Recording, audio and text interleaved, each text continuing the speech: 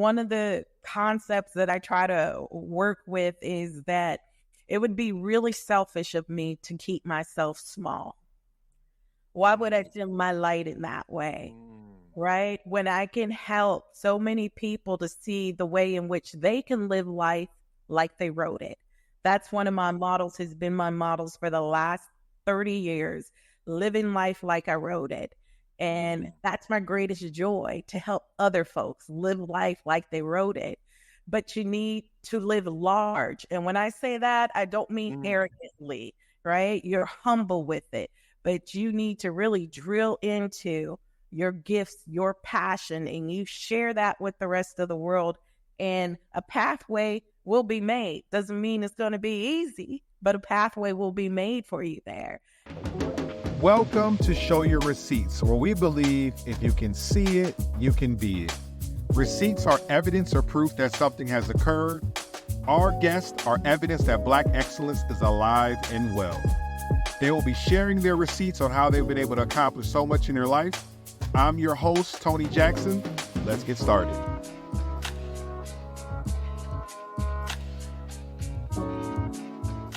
Welcome to Show Your Receipts, where we believe if you can see it, you can be it. I am super excited to introduce our guest today. Dr. Shawnrece Campbell is the Assistant Vice President of Diversity Inclusion at Northern Michigan University. Prior to joining Northern, Dr. Campbell worked at Texas A&M University, Corpus Christi, where she was most recently serving as the Competency-Based Education Project Director and Coordinator. In this role, she worked on successful initiatives for Latinx adult learners to provide comprehensive student support and coaching to improve student retention and accelerate degree completion. She also previously served as the Dean of College of Liberal Arts and Director of School of Art Media Communications at the university. Dr. Campbell formerly worked at Stetson University in DeLand, Florida, where she served in numerous leadership roles, including Associate Dean of College of Arts and Sciences, President of Stetson University American Association of University Women's Branch, Advisor in Strategic Equity and Inclusion Group, and the founding director and program chair of the Adult Bachelor's Degree Completion Program in Organizational Leadership. Dr. Campbell completed her BA in English at John Carroll University, her master's in English at Youngstown State University, her MBA at Stetson University, and her PhD in English, African American and Multicultural Literature at Kent State University.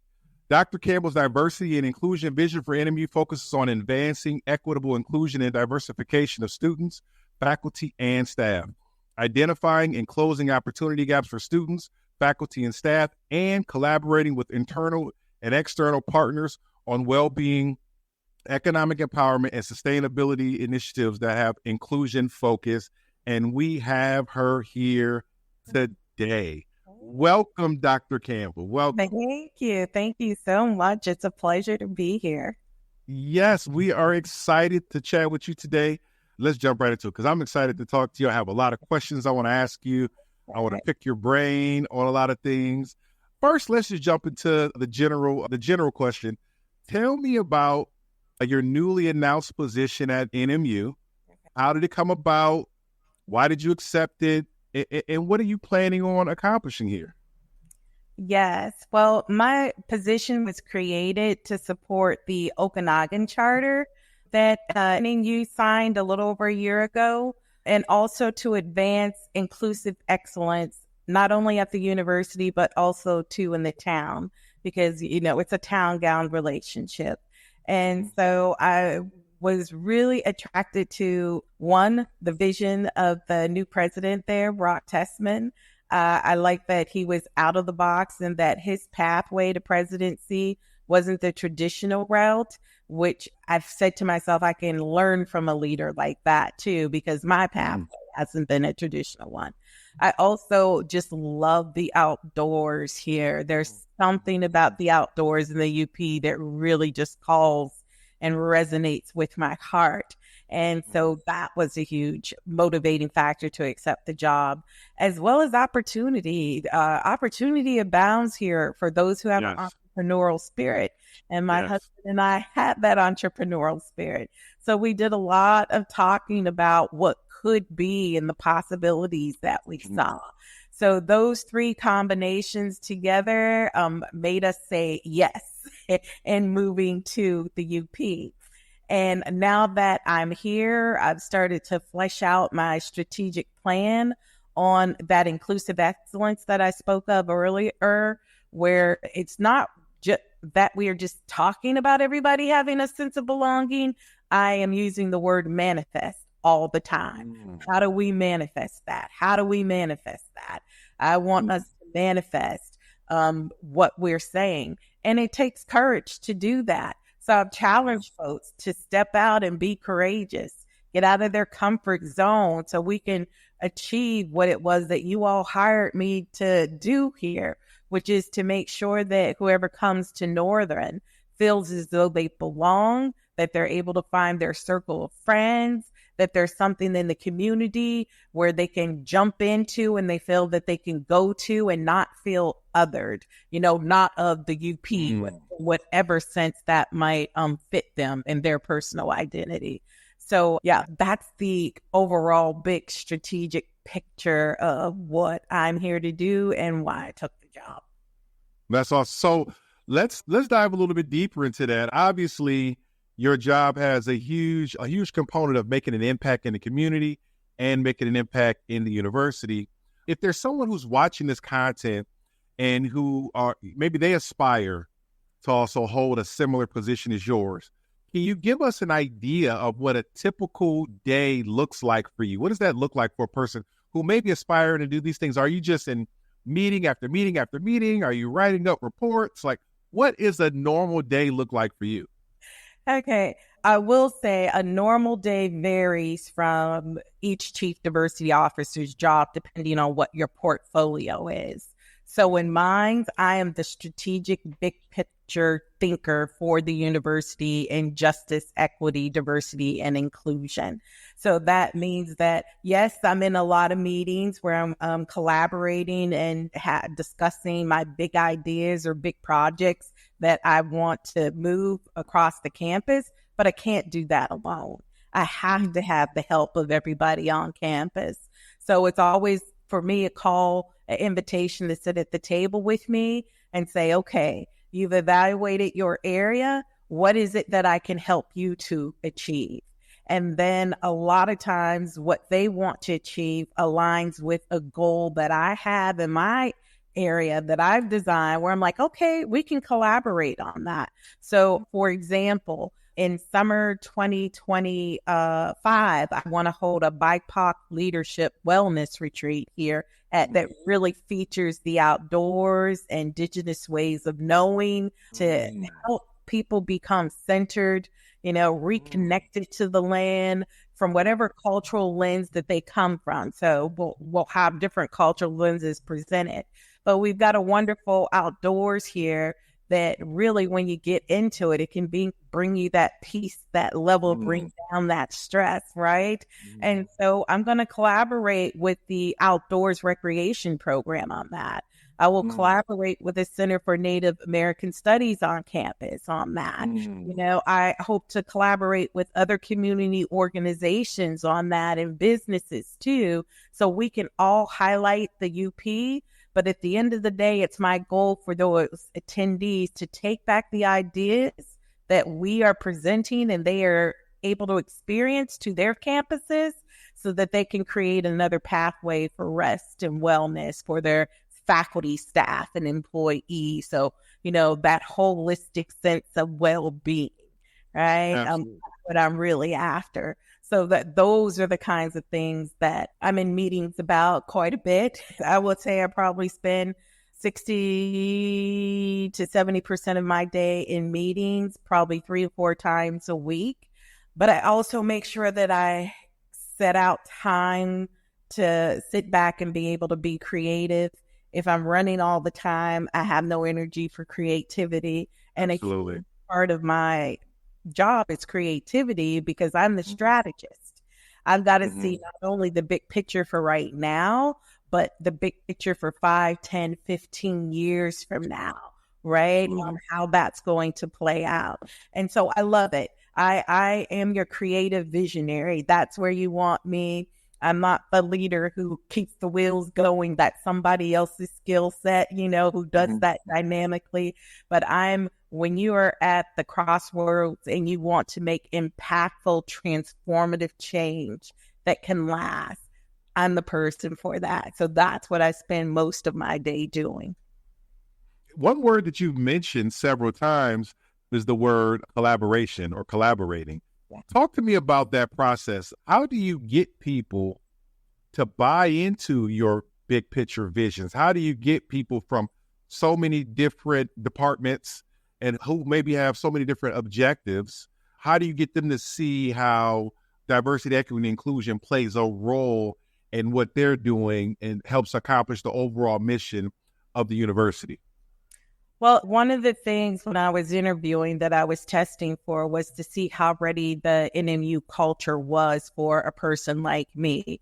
And explain to them, if you weren't ready to do the impactful work that I bring to the table, I am not your candidate for this job because I'm not going to be happy and you're not going to be happy.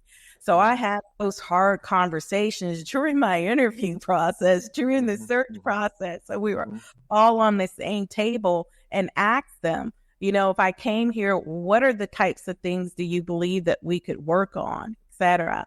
And so when I was creating my 4 OACs or my pillars and my strategy, I had that in mind, what groups would most likely come to the table with me on this particular initiative.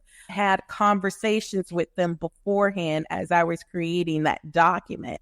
That, therefore, when I got done with it, I knew I already had the partners lined up.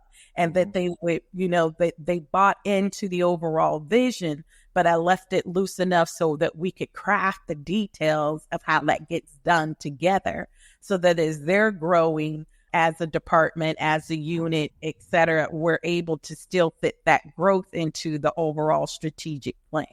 So that's the way in which I worked my plan over the first 4 months of employment here. Okay. I got a question for you today. It's something I've been thinking about. There's been a lot of conversation about DEI lately. Many organizations, specifically corporate and private organizations, have reneged on their original commitments to implement DEI change in their organizations. What are your thoughts on this change in public sentiment in the private sector? And what do you think has caused this change, over the last few years, where it seems like 3 or 4 years ago, everybody was on the same page? Maybe that was COVID, maybe that was George Floyd, and then it's like now you're starting to see, a splintering of opinion in this. What are your thoughts on that? Well, of course, it's very much politically motivated and not based in the reality of DEI work, which crosses a huge discipline. A huge spectrum of various people from, disability to international to first generation to rural to ethnicities and races to healthcare equity. It is huge, but a lot of people would not put the vast majority of the categories I just gave you into DEI. They would focus on race. They would focus on women, gender issues, and that's about it. That's all they can conceive of DEI being when it's so much more. And I think that's unfortunate because regardless of race, folks across the spectrum would be impacted negatively if a lot of the services that are done and being pushed by diversity initiatives were to go away. And I don't think folks really understand that. I know when they use a lot of the terminology that's out there that they're confused by what it is that they're saying, because what they're saying doesn't line up with the definition nor the connotation of the word itself. We are always going to be in the world where we need differentiation to help people out, right? Somebody needs more vegetables on their plate than they do protein or fruits. Somebody else needs the protein. They got plenty of veggies and fruit on the plate. That's differentiation. We are supplying what's missing in those gaps to give that person every opportunity to have success versus preferential treatment, right? Where we give certain people Right. treatment because of whatever group or status they are in. That is not diversity, equity, or inclusion. Right. That is not justice. I don't practice that. We don't practice that in DEI. And I think that is where the biggest part of the confusion comes in. That's great. I don't think I've ever heard it explained so well. So thank you for that explanation. But to kind of piggyback on that, I believe your ability to communicate so well probably has a lot to do with how well educated you are. I mean, you have a PhD, you have an MBA, you are definitely an academic in a lot of ways. Talk to me about how you value advanced degrees, specifically in underrepresented communities. Many of us who come from underrepresented universities come from homes where no one went to college at all, let alone talking about a master's degree, a PhD degree. Do you believe that more people from underrepresented communities should pursue graduate degrees? And just your personal opinion, what's the value of such a degree? Yes, because they open doors. Those letters behind your names open doors and expose you to opportunities that you otherwise would not be eligible for.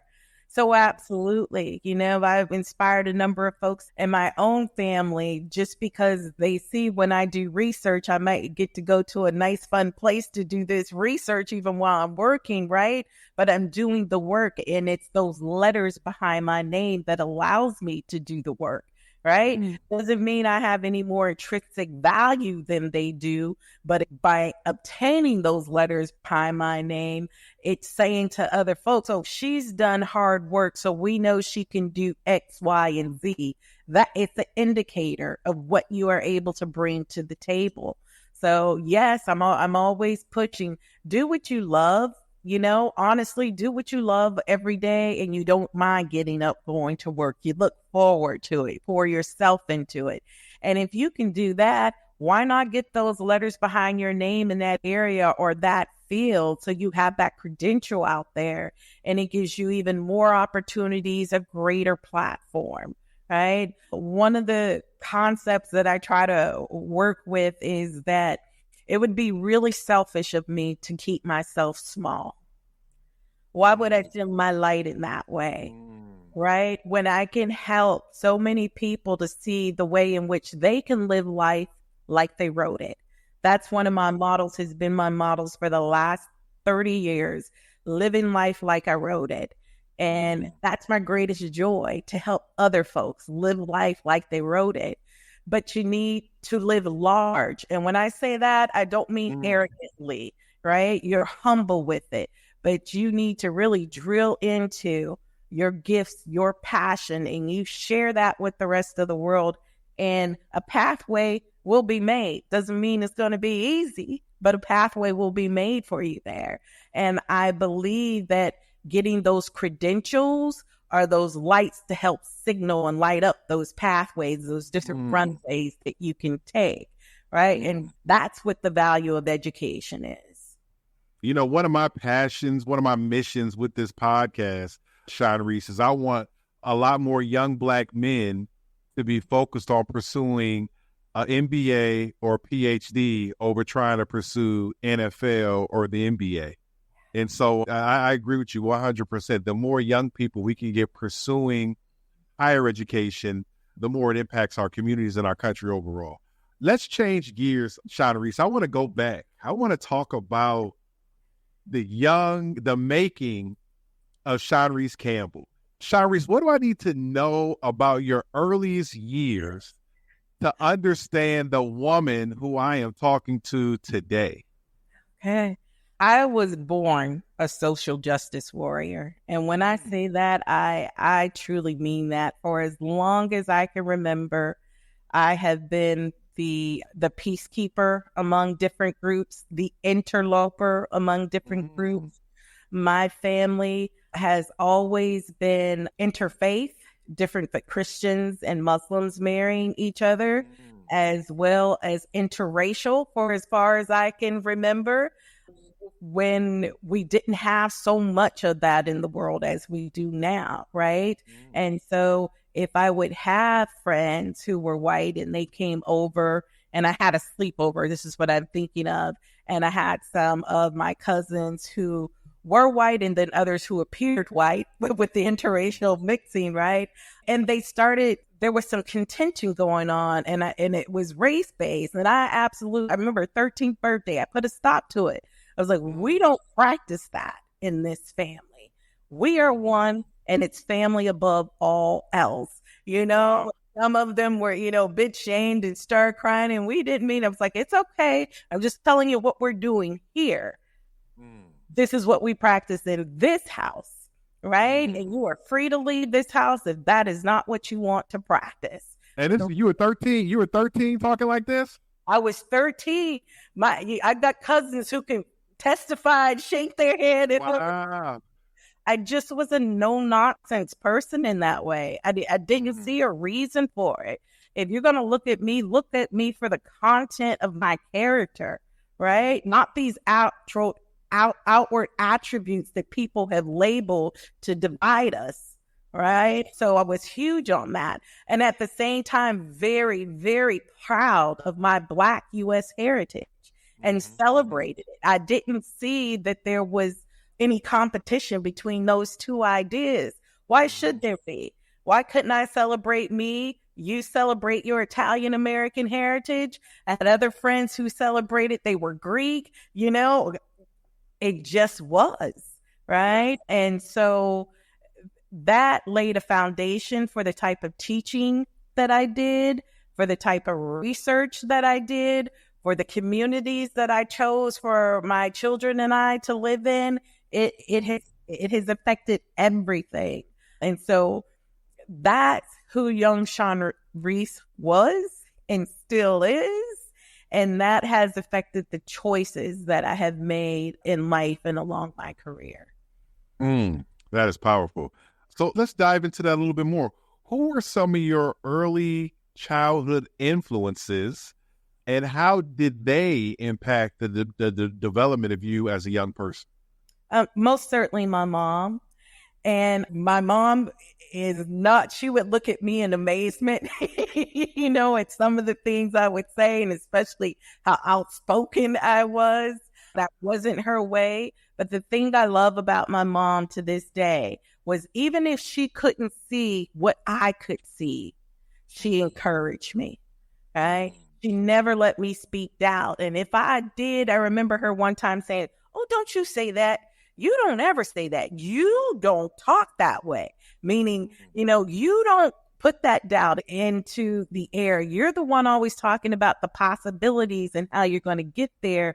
Don't retreat and start saying, "Oh, I don't think I can." I don't want to hear you talk like that. And I can remember that. And it hit me about how to deal with problems, but still keep that positive orientation. That's what it was allowing me to develop and do. And so she was hugely inspirational in that.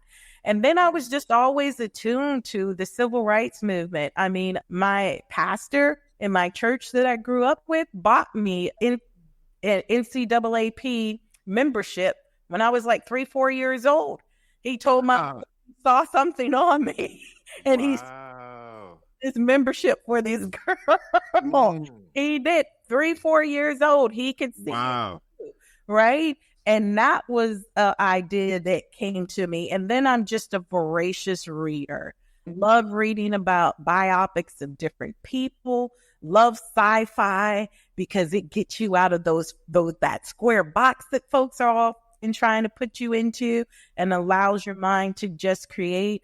I think books have definitely been one of the hugest influencers on my life, because you can go anywhere in them and you can be anywhere. You can see yourself being whoever you want it to be. And I think that's a huge part of it too. The mind can conceive it and the heart can believe it. Hands can achieve it, and that's another model that I've had for years that I picked up out of something that I read. Man, Shawnrece, you get me excited over here. You inspiring me. Let's dive into that a little bit more because I love to read as well. If someone was watching this and they, maybe they're a young person who's getting ready to go to college or considering going to college, or maybe they're in college and they're trying to figure out what they're going to do with their life. They know they want to live the big life, as you said, not in an arrogant way, but they want to pursue their potential to the fullest capabilities. What are some books that you would recommend them to read that will maybe inspire them, open up the possibilities of who they could be, what they could accomplish? What are some of those books? Definitely Carter G. Woodson's The Miseducation of the Negro. There are a lot of ideas he touches there that are still part of our social cultural world today, and offering different perspectives for how to address those issues. So I think that's a seminal text. The Association for Life and History, it's a national organization, created a study guide to go with that particular book that's free on the internet, and I highly suggest reading those side by side. The other one would be The Garden Within, and I'm blanking on the author's name right now, but it teaches you how to use your emotions as a powerful tool rather than running from them, all right? And how to do so in a way that strengthens the sense of who you are.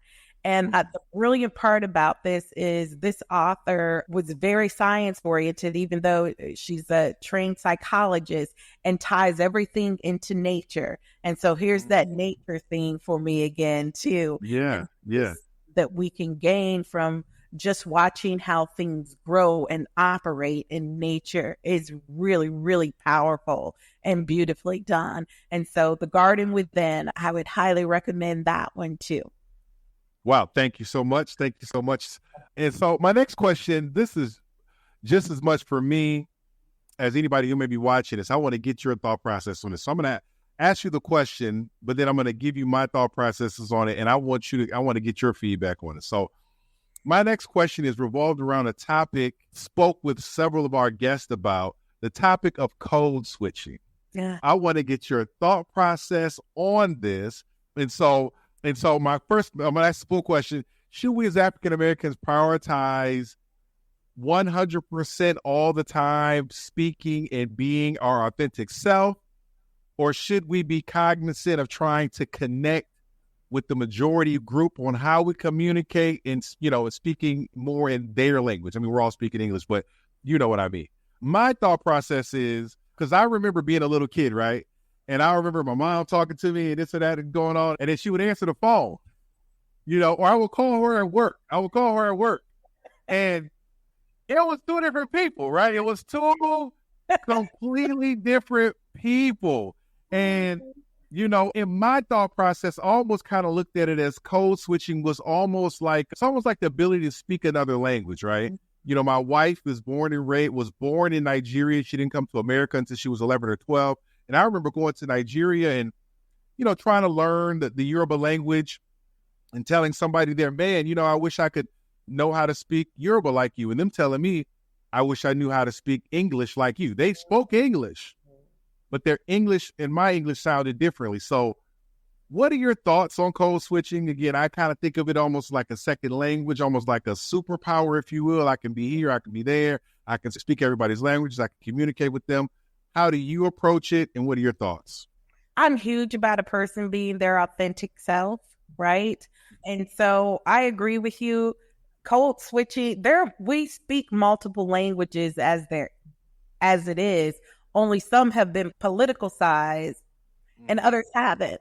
So for example, when we're texting is a language unto itself, right? All the different shortcuts and that sort of thing, that's one language. And then when I taught English, I told my students I was going to teach them money English, because the English I required them to write was for businesses and research paper and all those things to do with economics. That was not the English we spoke every day in class even. Yeah. Certainly wasn't the English that they were speaking outside the class on the campus. Right. way I got them, and their eyes were like, I said, yeah, we're going to learn money English. If you want to make that money, you better learn this type of English. I never heard it explained that way. Money English. Yes, you need to be able to move in and out of that world so folks can understand you. That if you give Absolutely. a concept, everybody understands that concept. And I said, Absolutely. everybody uses U.S. business money English. Every country, that was what they chose as the currency for language, right? So, yes, you need to learn this. If you can learn how to do textiles, you can learn how to do money English, right? Yes. Because you're already a polyglot of a sort, right? Yes. But then, when and where and how, that's up to you, right? And so if there's an opportunity and that opportunity is requiring you to write in money English and or speak in money English in order to obtain it, and you don't want to, that's your personal choice, but know it's your personal choice. So if you are going to use other types of the English language that feel more natural to you, then think about what pathway you can create economically so that you can use that language and remain yourself. That's right, because they're not going to let you use it over here necessarily. Because they've already said, this is our currency for doing business. Well, if that's the currency for doing business, then what currency are you going to create in your sphere of influence for doing business where you can use a language that makes you feel more authentic to yourself, right? But those are choices, think about it. But yeah, some types of English are highly politicized and others are not. Absolutely. I love your answer. So basically what you're saying is we already all speak a multitude of languages, and we just have to determine that whatever area that we're moving in, what is the language spoken there, and to either speak that language, or if you don't want to, create a space or find the space where your natural language is the language that's spoken in that area. Yes, like rappers did. Absolutely. Right. You know what I'm saying? Yeah. That's exactly what they did. That's their language. And it is a multi-billion-dollar industry. But they found the space for their language, right? And you can do that, So, yeah, think of it as a bunch of dialects of the English language, and when and where and how you're going to use them is up to you. That's the best answer I've gotten so far on that. Thank you so much. You're definitely giving me more clarity in that area. My next question, we see a glaring difference in the wealth gap amongst African Americans and white Americans in America. Do you believe, well, first, I guess the first question I have for you is, why do you believe that this wealth gap is so prevalent? And what do you think is the solution to closing that wealth gap in such a way? Because I know when some people hear this, they think closing the wealth gap means pushing down this group of people to pull up another group of people. What are your thought processes on being able to close the wealth gap in such a way that it grows the overall pie and doesn't divvy up the slices of the pie to, take away from this people to give to this people? What are your thoughts on that? I think first would be education that get people out of a finite mentality, right? Thinking that the pie is only this big, so I'm only able to have this slice, rather than thinking that creativity can make that pie as large as it needs to be so that folks can ever have whatever slice that they want. Because you realize not everybody wants to be a millionaire or a billionaire, et cetera. There are lots of people who want to live off the grid. Just give me my cabin and my woods and I'll push on, right? So the notion that everybody is in competition with everybody else for this finite piece of pie, we've got to do something about that, right? And then making sure that basic necessities are taken care of and everybody has an opportunity for those. And so I'm talking about housing, talking about healthcare, I'm talking about food and proper clothing. Right? That somehow we need a system that everybody has at least that, right? And then from there are opportunities to create and grow your own. I'm a big believer in having multiple streams of income and not just one stream of income, because then you become, for lack of a better term, economic enslavement to the system, right? And you can find it very hard to get out and ever have anything of value, rather than always playing catch up, just trying to pay the bills, etc. But these are huge concepts, right? And then the other one would be an orientation away from materialism, right? Those 20 pair of shoes in your closet, they really, they're not going to pay you any bills. And even if you sell them off, it's going to be minuscule return versus what you purchased, right? So that whole concept of, where does your value and your worth come from? What does wealth really mean? So if you have, and they would call it subsistence, but if you have all the food you need, you have the housing, you have the health care, and you have the clothes, what else is it that you want to achieve or put your mind on in life, right? Those sorts of things, getting that groundwork done, I think is really important in a concept of helping people to obtain the level of wealth that they desire. And it's not what the media often focuses on. When you start talking to folks about what would really make them happy and feel like they have a fulfilling life day after day, everybody is not trying to be a millionaire or a billionaire, but they do want their needs taken care of. They do want, to know that they have a sense of value and contribution to this world. And most want someone to share that with. It's a very different type of wealthiness that I'm talking about. Absolutely. That has far less to do with dollars and a lot more to do with humanity. Absolutely. Shawnrece, wow, I definitely want to dig into that. That was a very, very wise answer. Let's dig into that in the idea of, because it seems like in our community, we're kind of sold the dream that more money, more stuff, more things will mend the wounds of our past, will, give us that equal footing with the rest of Americans that many of us feel like we haven't gotten. Why do you think it is that, and I don't know the specific statistics, but I've heard the idea of people from African-American communities, our consumption of luxury items, our consumption of, luxury vehicles and, all of these different entertainment costs, all of these different things are disproportionately high. Why do you think that is? And how do we get to the point where we are, I don't know if you said holistically wealthy or thinking more on an internal aspect as opposed to trying to project this image to others in our community and to people outside of our community? How do we get to that place of peace? How do we get to that place of, I don't want to use the word satisfaction, but where we're not chasing these things all the time? What are your thoughts on that? We are bombarded with so many messages, even when we are in the womb.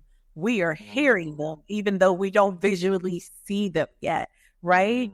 And so all the mediums in which that messaging comes, the imagery needs to change. The language, the conversation needs to change, right? I used to teach a course called Power of the Red Dress. And we had a section where we would go through magazines, right? Magazines.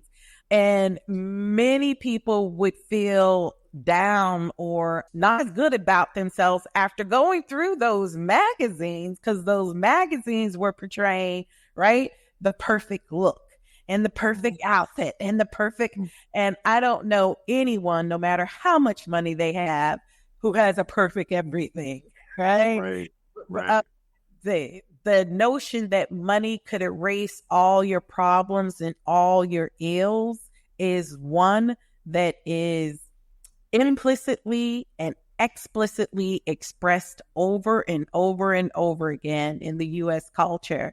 And it does a huge disservice to us, particularly to us as African Americans, right? Because it shows very limited pathways for reaching success and what success looks like. We need quite honestly, we need more podcasts like yours so they can see folks who are living their dream, right? Yeah. And doing Yes. it in very different ways. But you hear the passion and the love of life that they have and the quality of life that's really good. But that's not what we're inundated with.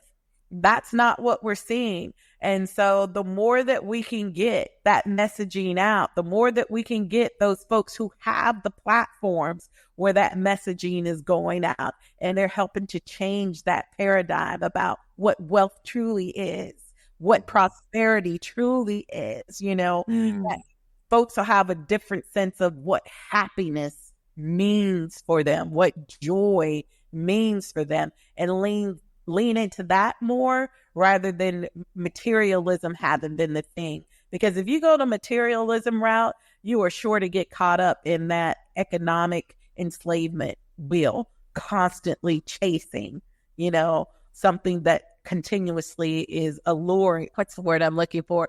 Continuously being just one step out of your reach. And you'll do it, unfortunately, till you retire or till the day that you transition out of this life. That's how that's set up. So different orientation, and those who have the power and the means to do so, let's start working together on that to create a different tomorrow, because it's our behavior today that will change the culture that we see tomorrow. What's so interesting about you, Shawnrece, is you're unique in any other guest that I've ever had, because before I met you, I felt like I already knew you. I had so many people who were reaching out to me like, it's just Shawnrece, she just got here. You need to meet her. I said, man, if one more person come up to me and talk to me about this Shawnrece person, like, it's just out of nowhere, everybody's coming and talking to me. And as I talk to you, as I listen to you today, I understand why they're so excited to have you in this community. I understand why they're so excited to have you at NMU. And so I thank you for taking the time. I got another question for you. This is one of my last two questions before we wrap up. 20, 30 years from now, as you look back on your career and what impact, and all the things that you've done and the work that you've been able to bring forth to this world, what is the impact that you would like to look back and say, man, I'm so glad that I was able to work with these different groups of people to do that? Is there a specific thing, if you had to fast forward 20 to 30 years from now, or you're looking back, what would that thing be that you will be proud of, that you accomplished? What impact would that be? To see thriving multicultural communities, to see thriving young folks who lived out their dream and they have taught it to their children, and you can see them on that pathway of living that dream, and really to have been known for, hey, she will help you to live life like you wrote it. She will coach you. She will be there for you. She will correct you in love when you need it to, but she'll help you get there. Right? That's a hand that you can always trust to be there when you need it, to help you get to the next rung, to the next place, etc. And so to have done that and have that legacy, that's what I would want in 20, 30 years, something that lives well beyond me, and that people are still trying to make sure that it stays in existence and that they are achieving higher levels of, just at the end of the day, treating people like you wanted to be treated, and really meaning that with authenticity and having the chance to be your authentic self, to do what you love and are passionate at, make a wonderful living at it, and feel that you have a circle where you belong, right? And at the end of the day, where you can kick back and talk with them, spend time with them, celebrate with them, etc. And it doesn't necessarily have to be by blood. Yeah, it could be bonds of love for sure. That is amazing. Shawnrece, I want to thank you so much for taking time to share with us today. I am so proud to have you at NMU. I'm so proud to have you in this community. I'm so excited to get a chance to know you and your husband, Ruben, even better. Thank you for taking the time out of your busy schedule to talk with us today, sharing your incredible story, your nuggets of wisdom, and just your light. You obviously just have a positivity about you that just kind of shines through. And I'm just so happy to have you on the podcast today. Thank you so much. Thank you so much, Tony. It really has been my pleasure.